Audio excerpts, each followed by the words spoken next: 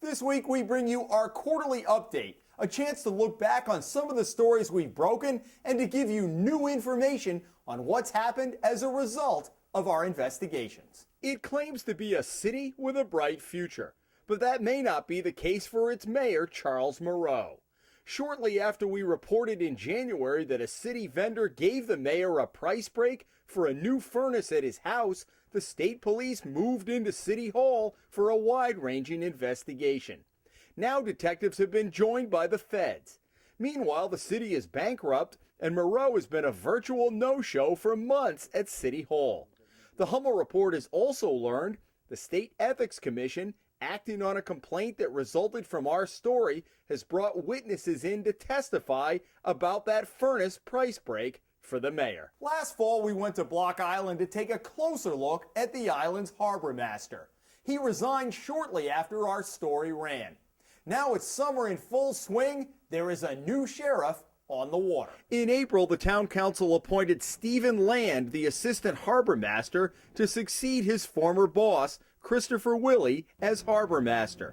It's one of the island's most influential positions.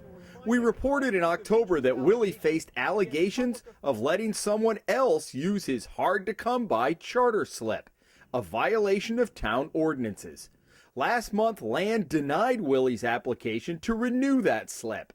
The Hummel report has also learned that Willie settled his case with the State Ethics Commission, paying a $1,000 fine. In November, we told you about a building on the state prison grounds that was sitting vacant, despite a $17.5 million facelift. Now, it looks like some inmates are finally moving in. The Reintegration Center was supposed to be a transitional building for problem inmates nearing parole, but budget problems and a declining inmate population kept it from happening. During our interview, Corrections Director A.T. Wall said he hoped to convert the vacant building, which we found heated and lights burning, into a women's facility to replace deteriorating buildings and in the end save the department money.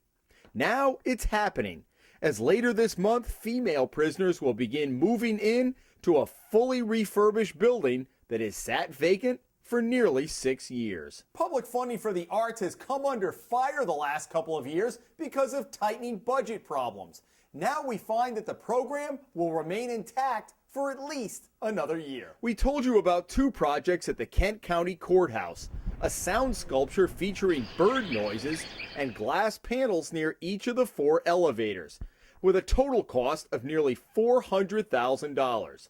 That had one state senator calling for a change in the law allowing up to 1% of a public building's cost to go to art.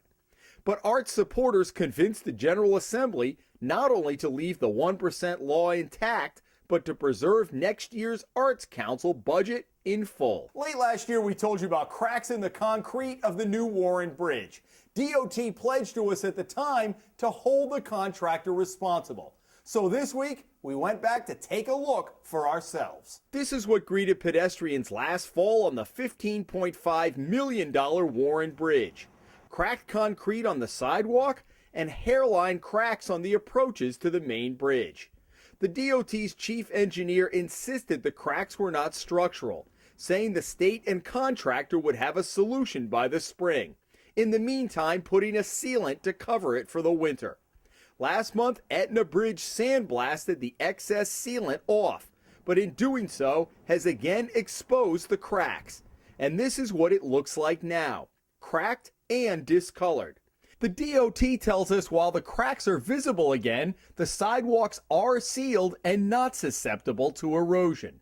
Etna has also filled in the cracks on the side of the bridge we told you about last fall. Parking on Smith Hill became a little bit more difficult in April when 24 parking meters were converted by the Capitol Police into reserve spots for State House insiders. Capitol Police said it was a matter of security, knowing who was parking near the State House, something critics of the new plan took issue with.